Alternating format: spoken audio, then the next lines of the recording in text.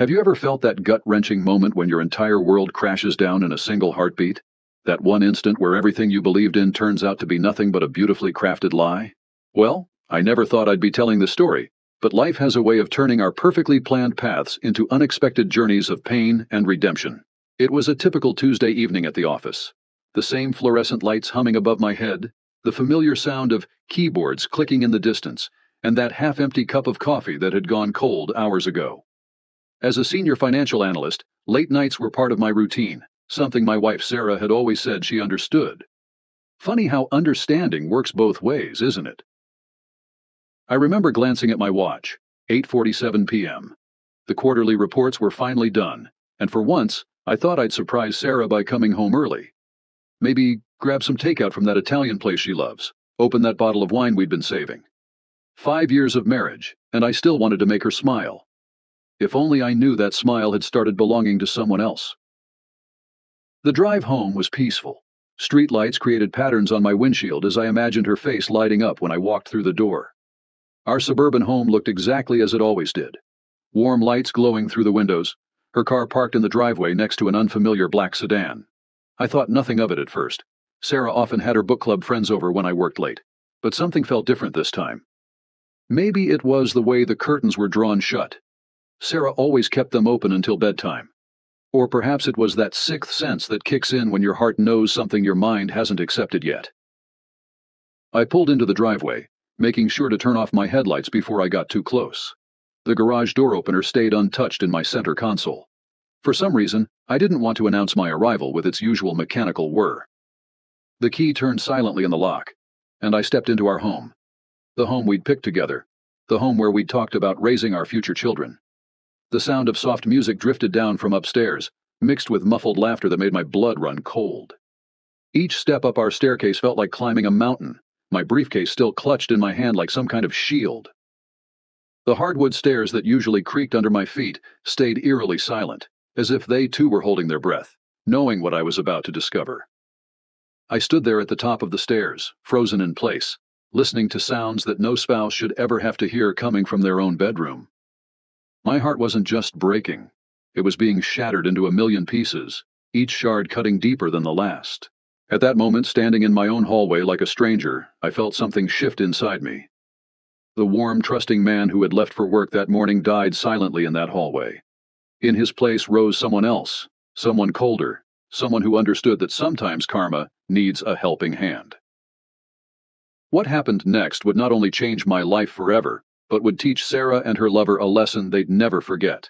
Because while love might be blind, revenge has perfect 20/20 vision. Want to know what I did? Trust me, this story is far from over, and what comes next will show you exactly why they say hell hath no fury like a husband scorned. Let me tell you about Sarah and me before everything went wrong. We met 5 years ago at my friend's birthday party. She was wearing a blue dress and had the prettiest smile I'd ever seen. We started talking, and soon I couldn't imagine a day without her. Our love story was like something from a movie. We dated for a year, and I asked her to marry me at her favorite restaurant. She cried happy tears and said yes right away. Everyone said we were perfect together, the happy couple that all our friends looked up to.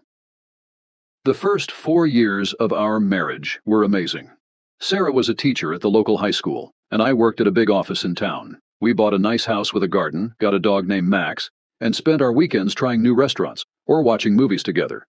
Every night, she'd wait up for me to come home from work, and we'd talk about our day. But 3 months ago, things started to change. Small things at first, things I should have noticed more.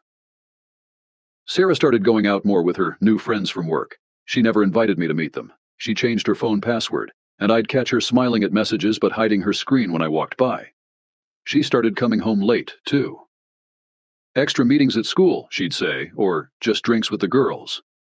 I believed her because, well, why wouldn't I? She was my wife. I trusted her completely. The worst part?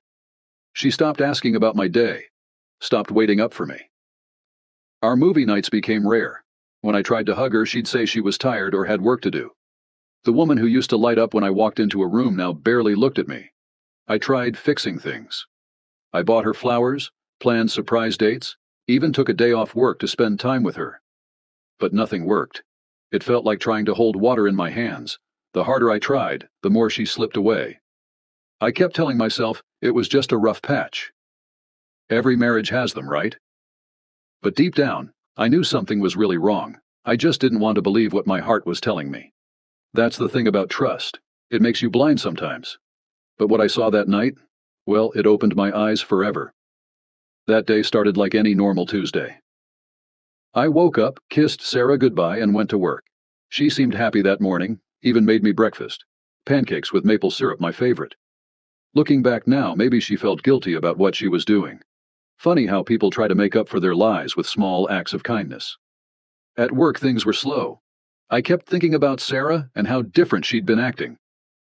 Around 2 p.m., something happened that would change everything. You see, I have this habit of checking our shared phone bill online, not because I didn't trust her, but because I always liked keeping our expenses in order. That's when I noticed it.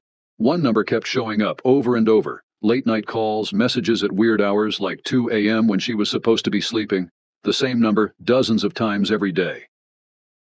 My hand started shaking as I wrote down the number. Here's where it gets interesting. I wasn't planning to come home early that day, but my boss said I could leave at 3 p.m. since I'd finished all my work. I thought about surprising Sarah. Maybe this could help fix whatever was wrong between us.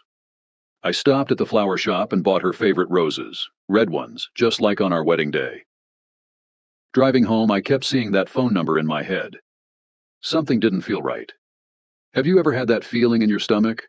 Like when you're on a roller coaster and it drops suddenly? That's how I felt. That's when I noticed it.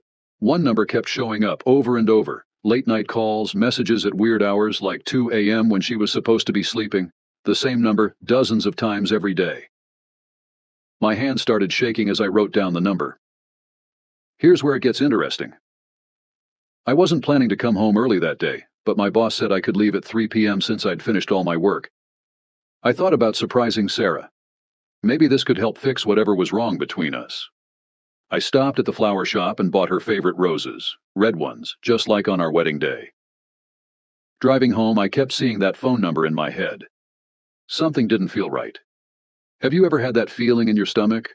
Like when you're on a roller coaster and it drops suddenly? That's how I felt. I parked my car a block away from our house. Don't ask me why, but something told me to be quiet about coming home. Walking to our house, I saw Sarah's car in the driveway, but there was another car too. A black BMW. Expensive looking. My heart started beating faster. Now, let me tell you about our neighbor, Mrs. Thompson. She's this sweet old lady who sees everything that happens on our street. As I walked past her house, she was watering her plants. The look she gave me, like she felt sorry for me, should have told me everything. "Oh, John," she said, stopping me. "I've been meaning to talk to you." But I just waved and walked on. Now I wish I'd stopped to listen. Getting closer to our house, I noticed something else weird. The curtains were all closed. Sarah never closes them during the day. She loves natural light. I stood there for a minute just staring at our house. The house we bought together, painted together, made plans in together. My phone buzzed in my pocket. A message from Sarah. "Working late today, don't wait up for dinner." My hands felt cold as I read it, knowing she was home. Right there, in our house, sending me lies. I walked up to our front door slowly, still holding those stupid roses. The spare key was under the plant pot where we always kept it. As I picked it up, I heard music coming from inside. Not loud, but clear enough. It was that song, "All of Me" by John Legend. Our wedding song. The key turned so quietly in the lock. Inside, the house smelled different. Sarah's perfume mixed with something else, a man's cologne I didn't recognize. There were 2 wine glasses on the coffee table. One had lipstick marks, the same shade Sarah was wearing that morning. I could have shouted, could have made noise, could have let them know I was there. But something inside me wanted to know everything, needed to see everything. The stairs to our bedroom had never felt so long. Each step I took, I remembered different moments with Sarah. Our first date, our wedding day, the day we moved in.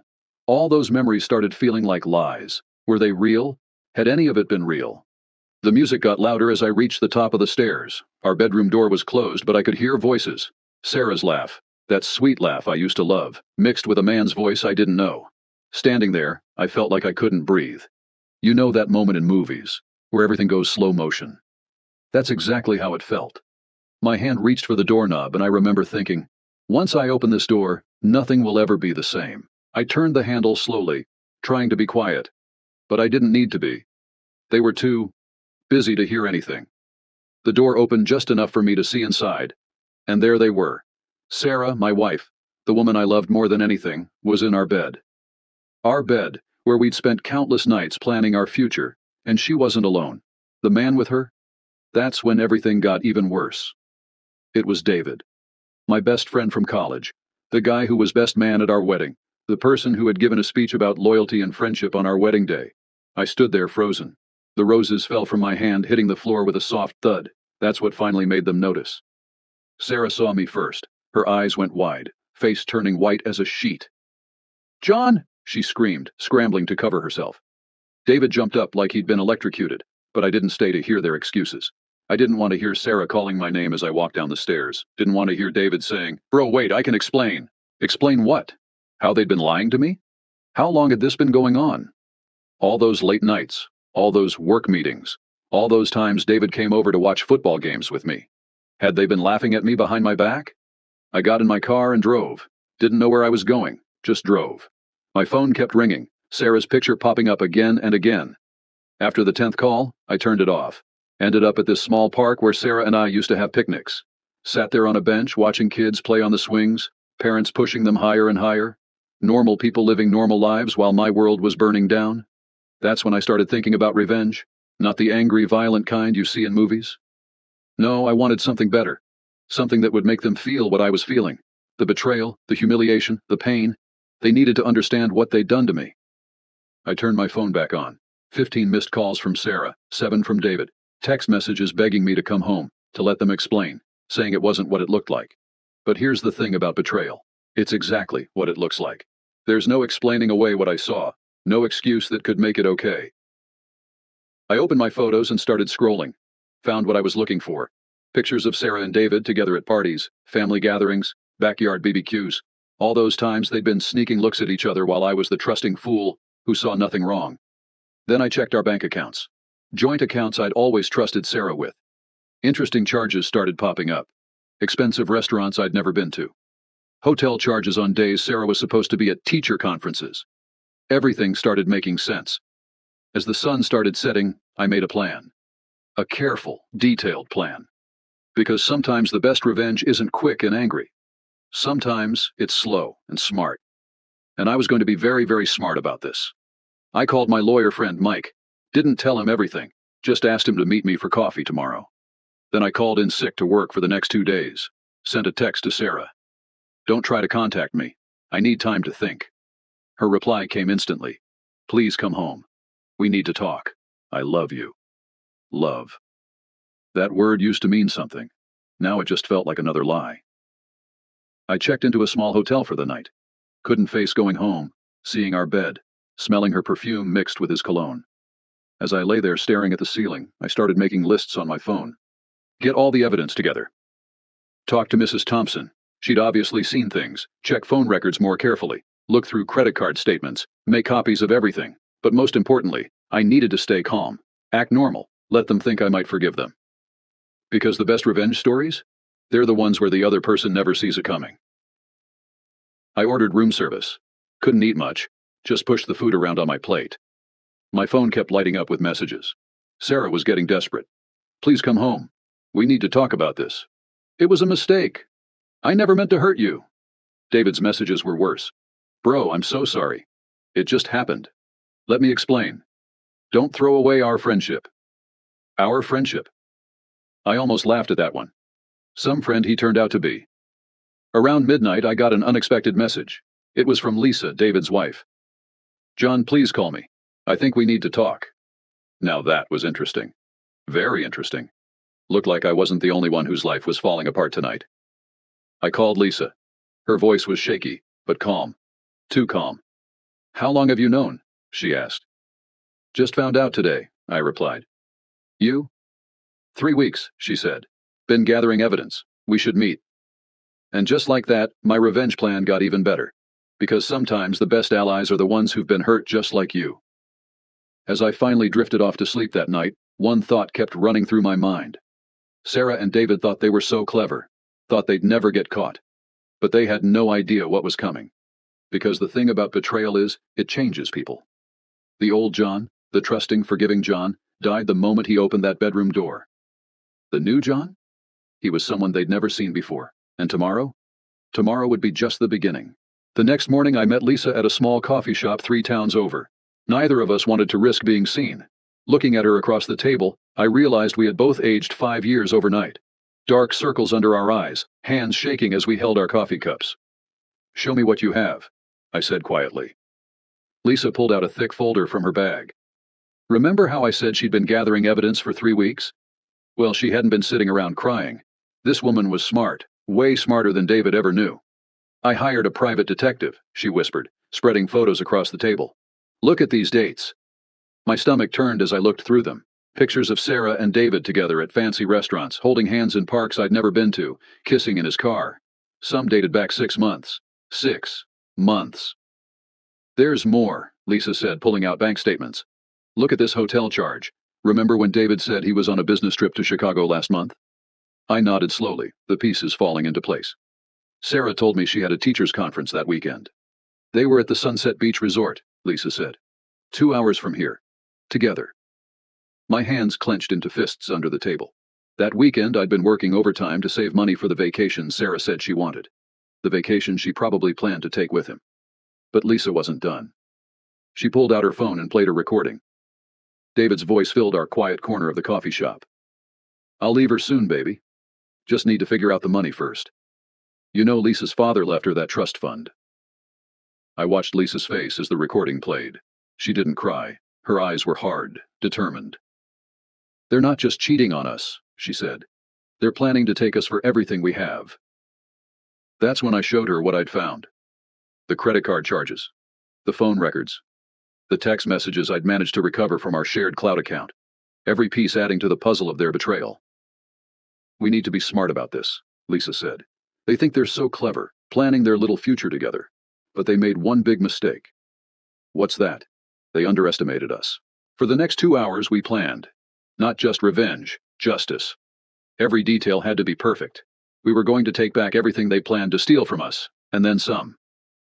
First step, I called my boss, explained I needed a week off for a family emergency.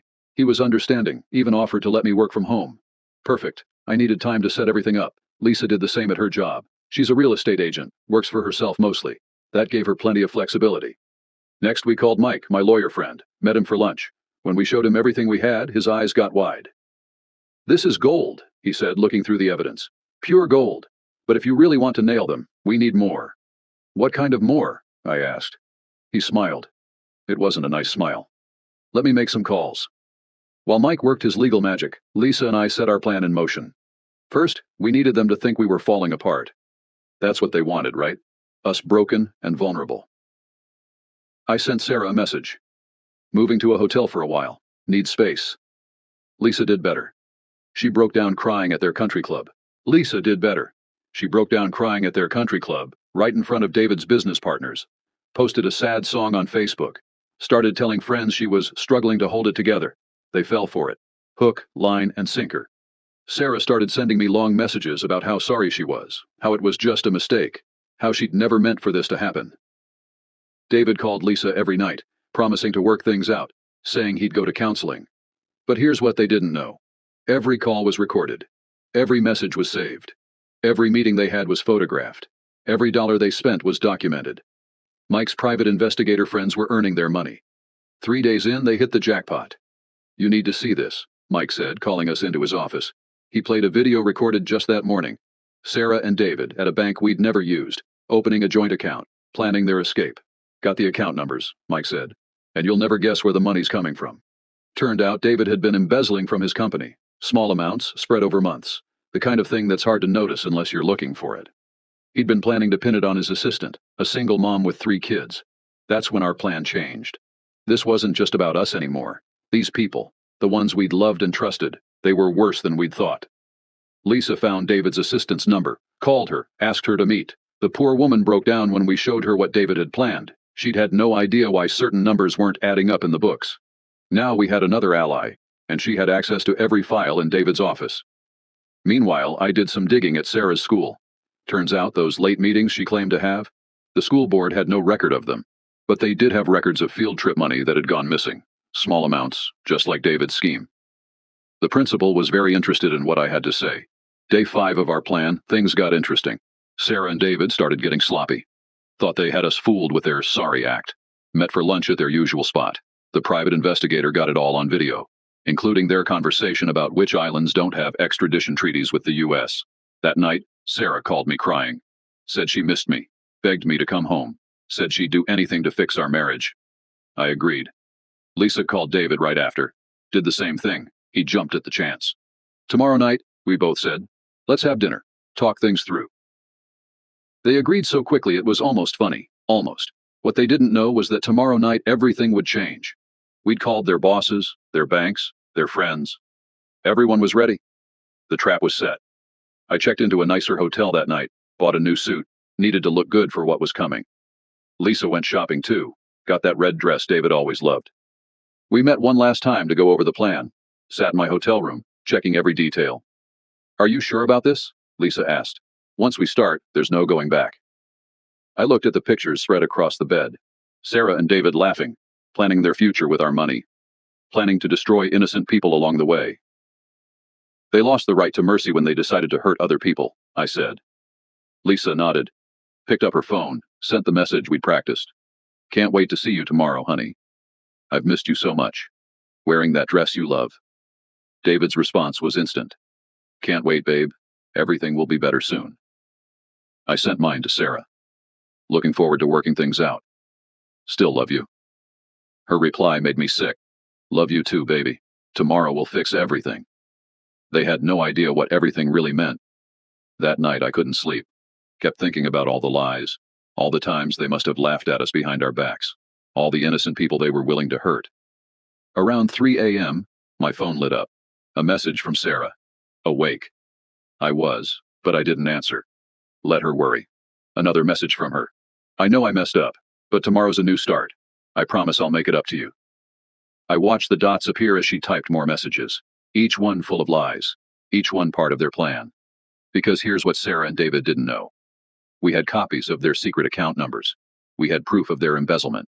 We had recordings of their plans to frame innocent people. We had everything.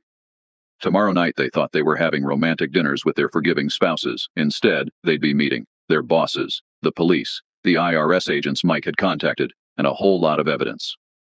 The restaurants were booked, the documents were ready, the witnesses were prepared. As the sun came up, I got one more message. From Lisa. Ready? I looked at the thick file of evidence on my desk, at the new suit hanging on my door, at the wedding ring I'd taken off 5 days ago. Ready? I replied. Because sometimes the best revenge isn't just about getting even. Sometimes it's about justice, real justice. And tomorrow night? Tomorrow night would be just that. Sarah and David thought they were so smart, thought they had us fooled, thought we were too weak, too broken to fight back. They were about to learn how wrong they were. Because while they were planning their little escape, we'd been planning something much bigger. And in less than 24 hours, their perfect little world would come crashing down. The next evening came faster than I expected. I stood in front of my hotel mirror, adjusting my new suit. My phone buzzed. Another message from Sarah. Can't wait to see you at Giovanni's at 7. Love you so much. Little did she know, Giovanni's wasn't just her favorite restaurant. It was also owned by Mike's brother, who was more than happy to help us set everything up. At 6:30, I got the confirmation text from Lisa. David just left home, wearing his best suit. He thinks he's meeting me at La Casa. Everything was falling into place. While Sarah thought she was meeting me at Giovanni's and David thought he was meeting Lisa at La Casa, they were actually both heading to the same place, the Grand Hotel's restaurant. A place they'd never been to together, a place where everyone was waiting. I arrived early, at 6:45. The hotel manager, who we'd filled in on everything, led me to a special room behind the main dining area. Through a one-way glass I could see the private dining section where everything would happen. Lisa arrived next, wearing that red dress she'd mentioned. But unlike what David expected, she wasn't there for romance. She looked like a warrior going into battle. They both confirmed they're on their way, she said, checking her phone. Sarah thinks she's meeting you at Giovanni's at 7, but her phone's GPS shows she's heading here. And David? Thinks I'm waiting at La Casa. But he's 5 minutes away from here. Mike joined us next, along with 2 police officers in plain clothes, an IRS agent, and both Sarah and David's bosses. The school principal looked sick to her stomach as she reviewed the evidence one last time. David's company CEO just looked angry. At 7:05 it started. Sarah arrived first. The matron, who was in on the plan, led her to the private dining area. She looked nervous, kept checking her makeup in her little mirror. Probably thought she was early for her meeting with me at Giovanni's, and just needed to use the restroom here. 3 minutes later, David walked in. Same story. The matron led him to the private dining area. The look on both their faces when they saw each other was priceless. Pure panic. "David, what are you doing here?" Sarah's voice shook. I was just..." David couldn't even finish his sentence. That's when the matron closed the door behind them. Locked it. Through the one-way glass, we could see everything. Sarah grabbed her phone, probably to warn David that I might show up. But the hotel's signal blocker was working perfectly. No calls or messages would get through. At 7:15, right on schedule, the door opened again. Mike walked in first, followed by the police officers who were now in uniform. Sarah and David both jumped up, but there was nowhere to go. "Please sit down," Mike said calmly. "We have a lot to discuss." That's when Lisa and I walked in. Sarah's face went white. David looked like he might throw up.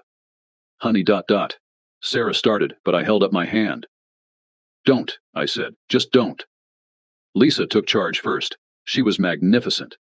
"David, dear," she said, her voice dripping with fake sweetness. "Want to explain this?" She threw down the bank statements showing the embezzled money. David started sweating. That's not what it looks like."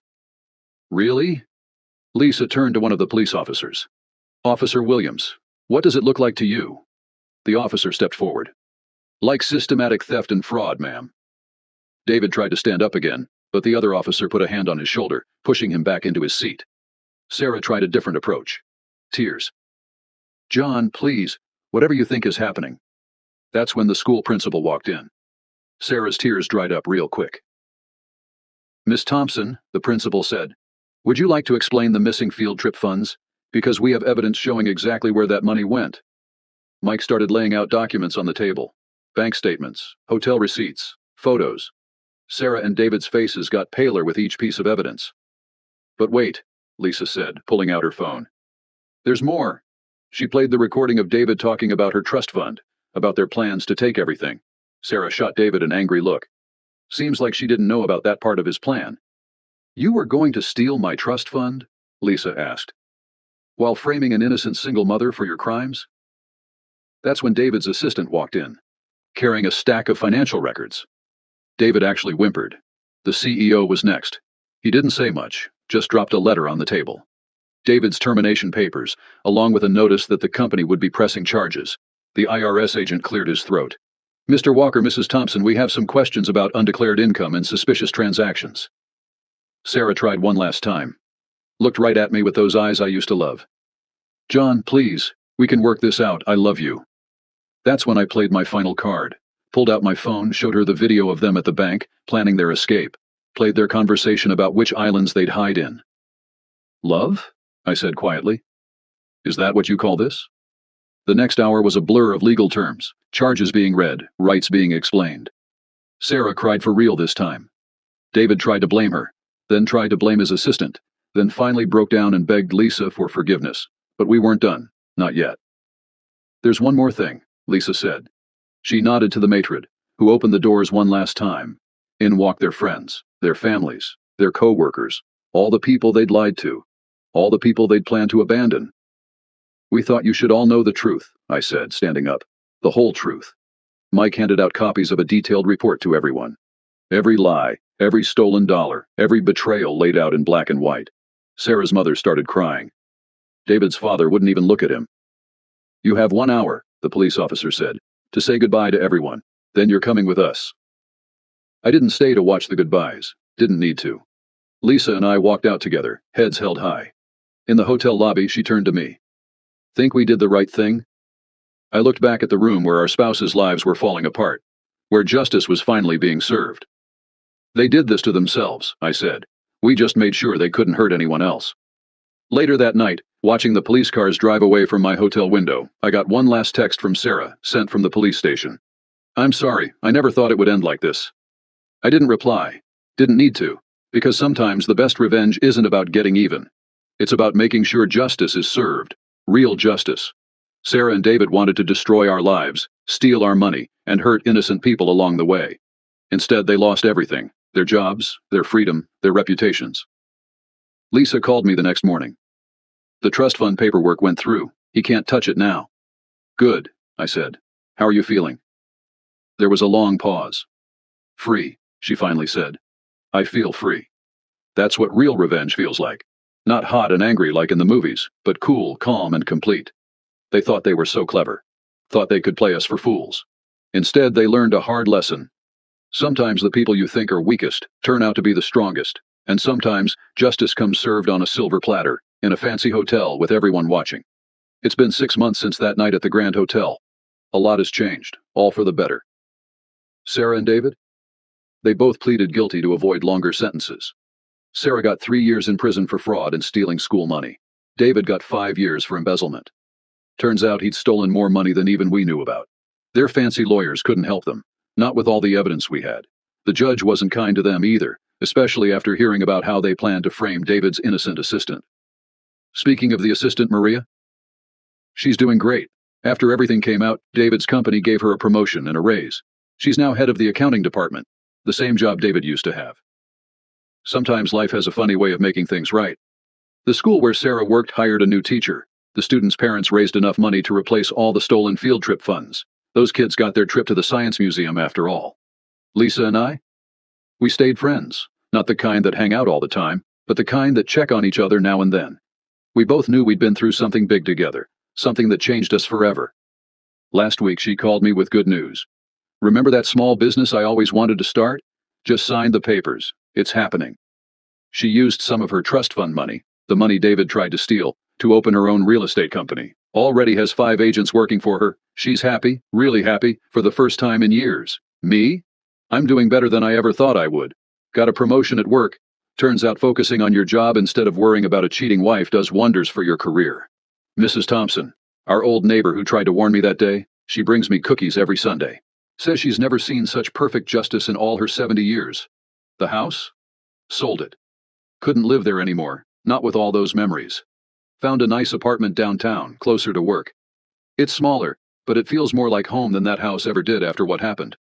Sometimes, late at night, I still get messages from Sarah. The prison lets them email sometimes. Always the same thing. How sorry she is. How she misses me. How she's changed. I don't reply. Don't need to. Last month, David's dad came to see me. Wanted to apologize for his son's actions. We had coffee, talked for hours. He told me something interesting. David and Sarah aren't allowed to contact each other in prison, but they tried passing messages through other inmates. Both got caught. Both lost their privileges. Some people never learn, his dad said, shaking his head. He's right. Some people don't. But I did. I learned that sometimes the worst things in life lead to the best changes. That being too trusting isn't smart, but being too suspicious isn't good either. That real friends show up when things are worst. Mike, my lawyer friend, he still meets me for coffee every week. Says I'm his favorite client ever, even though I'm not his client anymore. Last time he brought up something interesting. You know, he said, Sarah and David's story is getting around. 2 other couples came to me this month with similar cases. Asked me to handle things like that hotel case. Looks like our revenge didn't just help us. It's helping other people too.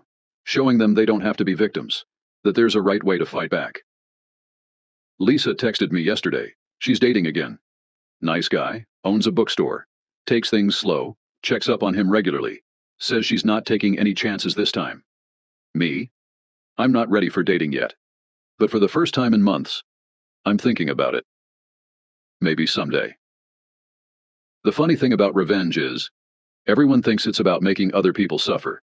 But real revenge, the kind that matters. It's about taking back your life. Making it better than it was before. Sarah and David thought they would destroy us. Instead, they made us stronger, smarter, better. And that's the best revenge of all.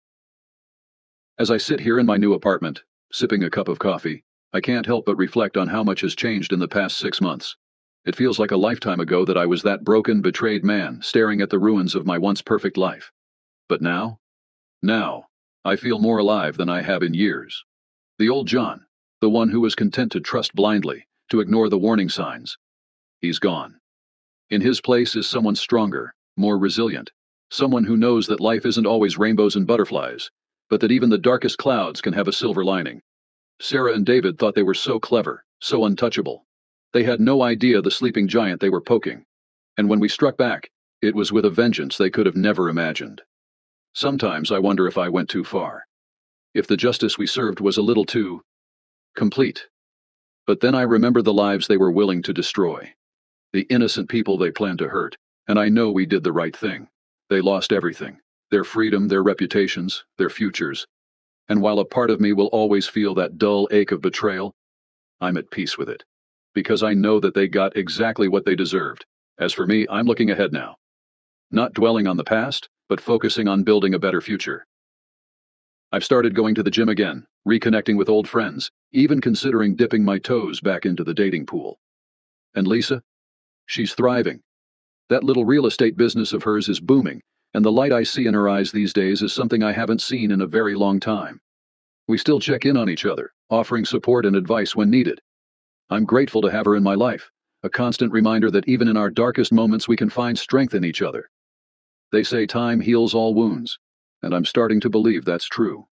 The sharp edges of the betrayal have dulled, replaced by a quiet resolve to never let myself be that vulnerable again. I'm not hardened or cynical, just wiser, more discerning. Because at the end of the day, the best revenge isn't about making someone else suffer. It's about taking back control of your own life, about becoming the person you were always meant to be. And that's exactly what Sarah and David's downfall has allowed me to do, so as I look to the future, I feel hopeful, excited even to see what's in store, because now I know that no matter what life throws my way, I have the strength to overcome it, and that, my friends, is the sweetest revenge of all. Thank you for joining me on this journey. Life can be filled with twists, heartbreaks, and unexpected turns, but through resilience and self-discovery, we can all find a path to healing and true happiness.